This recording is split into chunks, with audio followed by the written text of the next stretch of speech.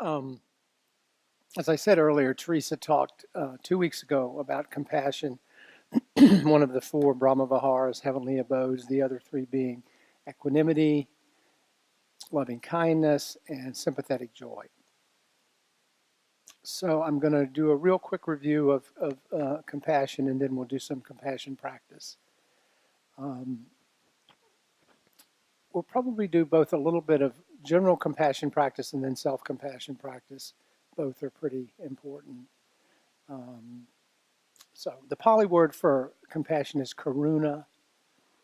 This is Christina Feldman, who's written extensively on the subject. She says, quote, "Compassion doesn't always call for grand or heroic gestures. It asks you to find in your heart the simple but profound willingness to be present with a commitment to end sorrow and contribute to the well-being and ease of all beings. A word of kindness, a loving touch, a patient presence, a willingness to step beyond your fears and reactions are all gestures of compassion that can transform a moment of fear or pain. Aligning yourself with the path of understanding and compassion, you are learning to listen to the cries of the world." End quote. So it really grows out of our own suffering. It also grows out of having to deal with tragedy, loss, suffering, pain, whether our own or that of others. It's often described as a quivering of the heart in response to suffering. I love that definition.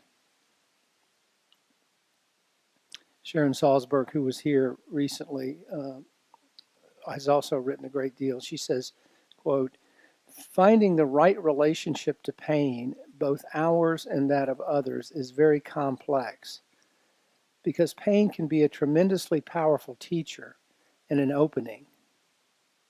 It can also be the cause of terrible anger and separation. We can be filled with loneliness and resentment because we're in pain. We can feel very isolated because we're in pain. We can feel a lot of guilt in a state of grief, blaming ourselves for something we did or something we didn't do or something we didn't say. We can blame ourselves for seemingly being ineffectual in a world that needs so much help." End quote.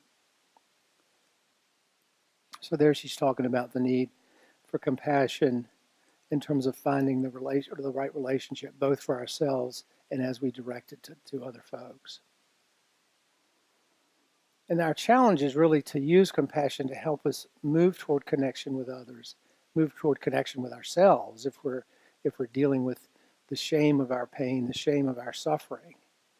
That's where the role of self-compassion can be so critical, to lessen that shame, to help us with the acceptance, to lean into that.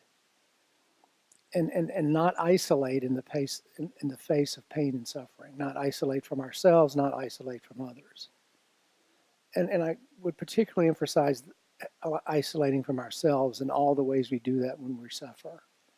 You know, we spend too much, we run too much, we eat too much, we drink too much, we we stay on the internet too much. We don't do a good job in our culture of just learning to be with our pain and then bringing compassion to that. So a couple of the practices I want to share tonight really come from a place of bringing us into presence with our suffering, bringing compassion to that experience, and how transformative that is. I've certainly seen that in my own practice. Just one other word that I think Teresa spoke to this. The near enemy of compassion is pity. Pity really comes from a place of, I'm fine and you're not. Oh, poor you. Compassion is really about, we all suffer. I share your suffering. I can be present with your suffering. I can be present with my own suffering. The far enemy is cruelty, which is obviously not where we want to go. But it's easy to sort of sometimes slip into pity because we don't want to touch into our own suffering. So let's do a little practice. So just get comfortable, find a comfortable position. Close your eyes if you would.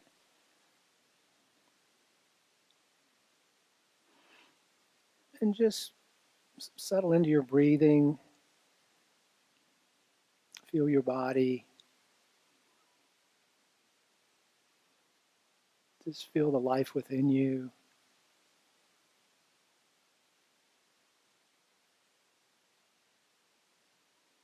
And see if you can touch into the way in which you sort of guard yourself in the face of sorrow, guard yourself in the face of pain and suffering. How you hunker down or tighten, contract, or perhaps how you try to push it away, distract.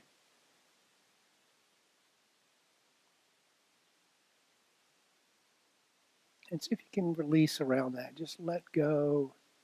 Just let go of the contraction, let go of the pushing away. Feel some of that suffering.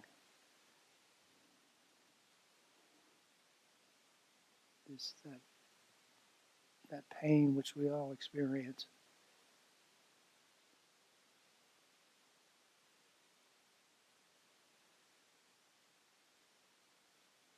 Now bring to mind someone close to you, someone you really care about, someone you really love. It could be a person, it could be your cat, your dog, your parrot, your uncle, your spouse, your child.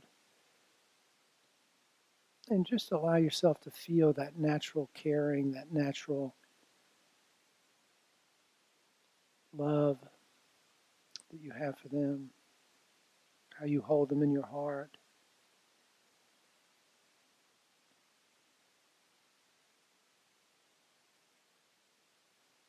And now try to be aware of their suffering, their sorrow.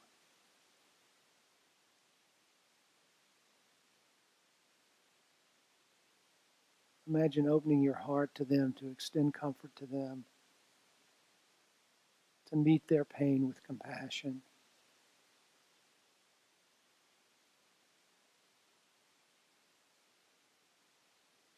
And then just say these phrases inwardly to yourself as you hold that person in your heart.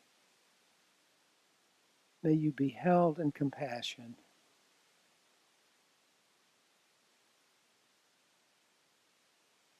May you be held in compassion.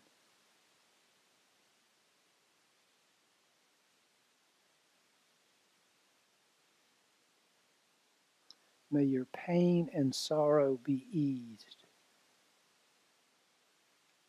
May your pain and sorrow be eased.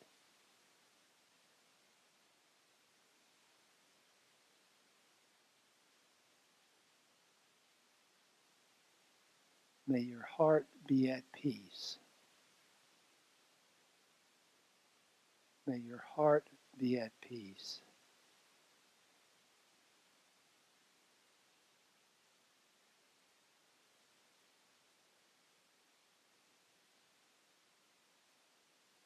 And the idea is to use those phrases or similar ones, you can certainly modify them, just to cultivate that experience of compassion as you bring to mind, bring a loved one into your heart, someone that's suffering or someone who you imagine is suffering.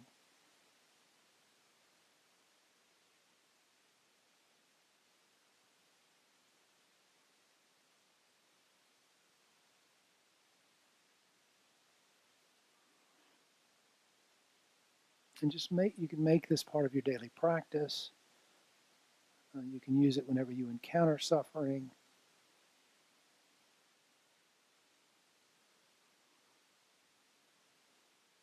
It doesn't have to be someone you know personally. You can extend it to suffering in the world, of which there's much. Again, may you be held in compassion. May your pain and sorrow be eased.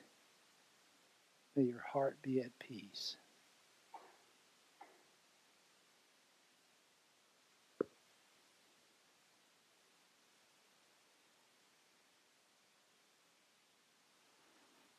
Now let's turn that compassion on ourselves. Let's acknowledge our own sorrows, our individual sorrows.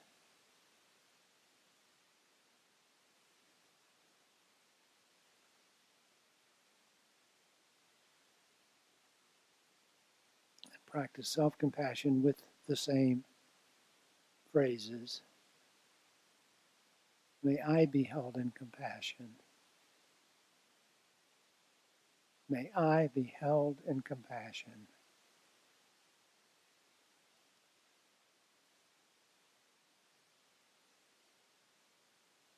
May my pain and sorrow be eased.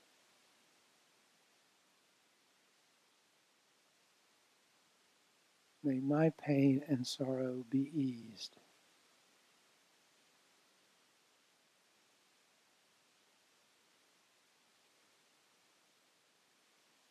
May I be at peace. May I be at peace.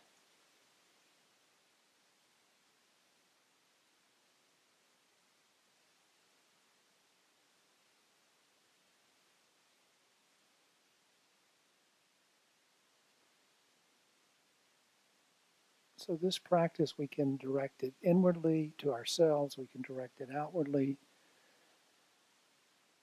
to our friends, to our family, to neighbors, community,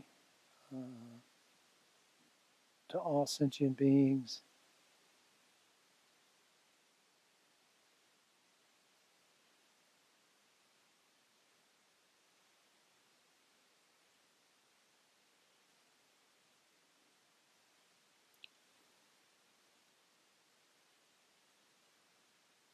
Okay, you may open your eyes.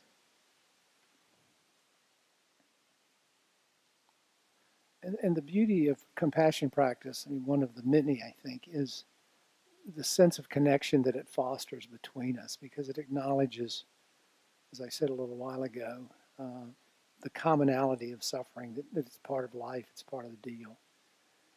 We all suffer loss, we all suffer disappointment, pain, hurt.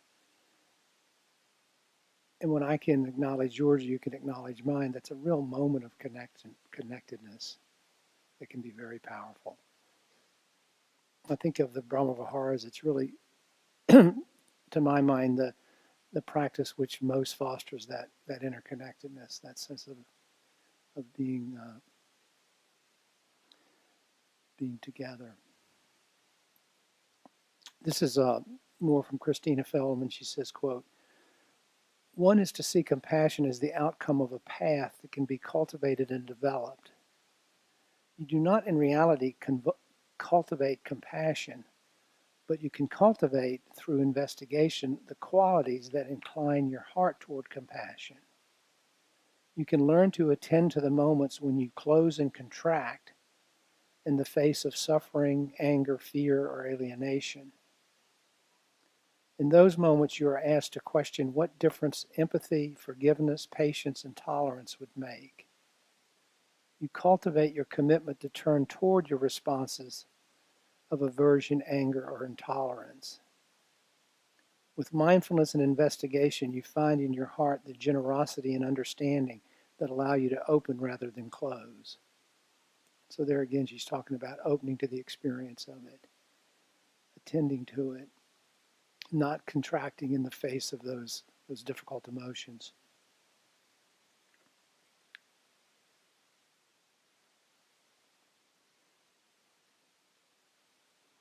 So she offers similar practices of the ones we just did, where she uses a series of phrases which we'll practice in a moment. But again, the idea is to make a conscious effort to bring this experience to mind, bring it into the body, allow ourselves to feel it, allow ourselves to open to it, to not close off to the pain and suffering that we experience or inwardly or that we experience in others. It's just such a central part, if I think of the Dharma, of the path. It's hard to imagine anything more central or anything more important in terms of cultivating the qualities of the path. So let's just for a few minutes again close our eyes and find a comfortable position, and we'll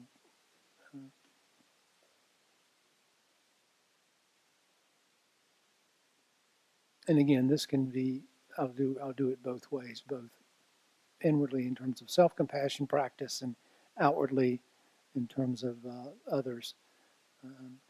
She says, may I find healing and peace.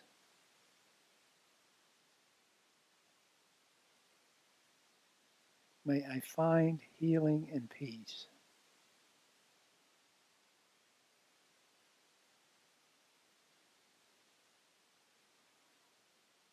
May you find healing and peace. May you find healing and peace.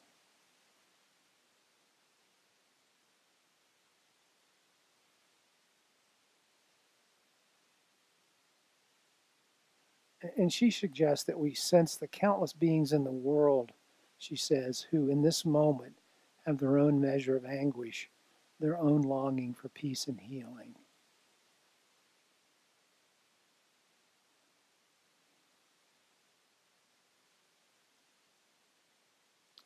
May all beings find healing. May all beings find healing.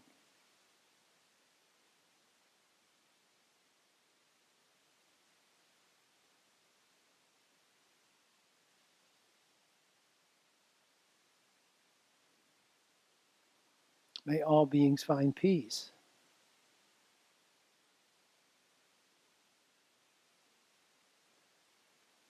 May all beings find peace.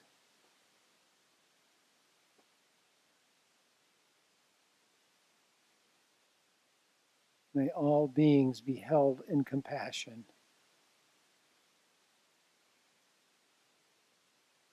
May all beings be held in compassion.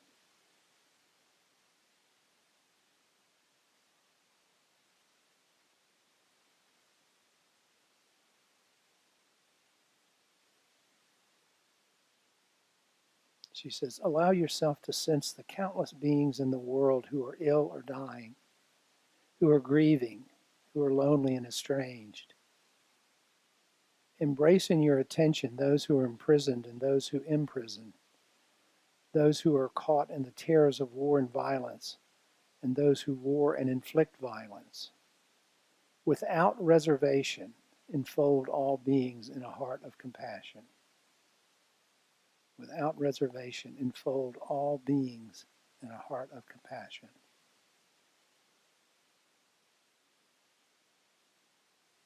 May all beings be free from sorrow. May all beings be free from sorrow.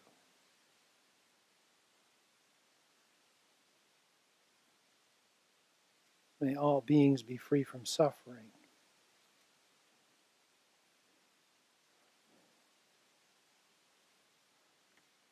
May all beings be free from suffering.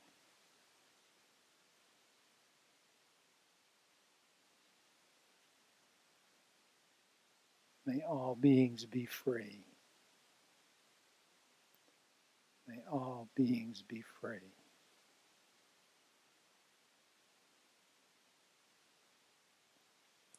Let your heart fill with the compassion possible for all of us, the compassion that listens deeply to the cries of the world.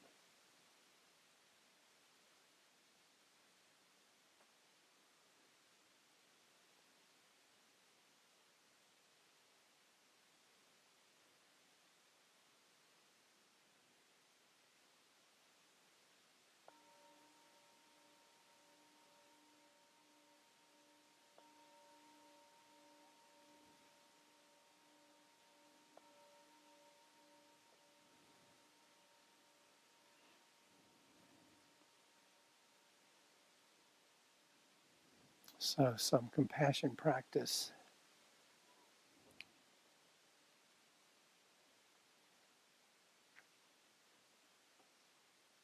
to include in your regular practice or to have available when you encounter suffering in yourself or in others.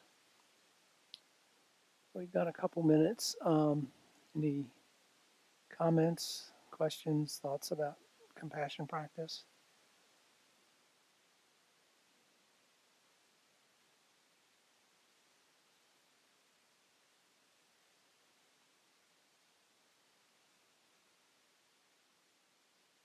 Linda?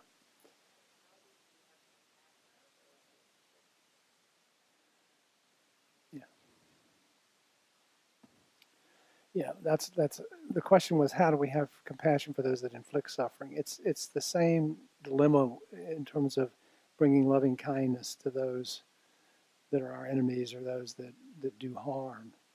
And the only way I've been able to try to work around that and try being the operative word there is to imagine the depth of their suffering that results in their behavior that creates that kind of those actions which do such harm. I mean, I often think, what must their own suffering be that that's how they live? And see if I can tap into some compassion for that suffering. But it's a hugely challenging practice. I don't know if anyone else has thoughts about that, but Julie?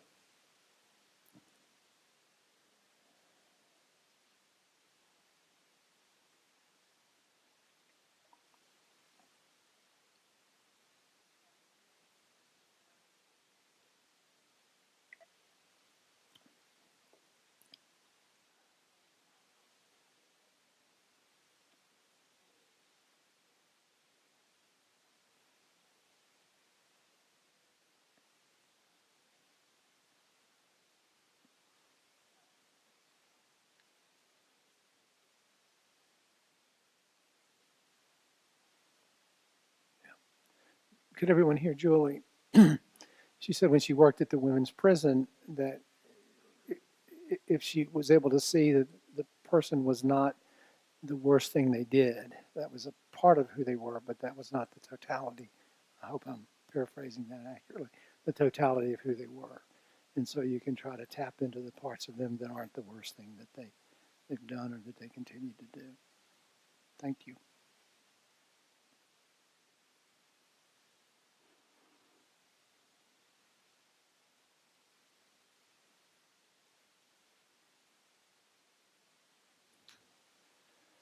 Okay. Let me leave you with a little bit of humor that I saw someone sent me today. It's a picture of the royal couple with their new baby in arm coming out of the hospital. This is from The Onion, so I'll warn you. And the caption was, raccoon crushed by trash truck hit the jackpot with reincarnation.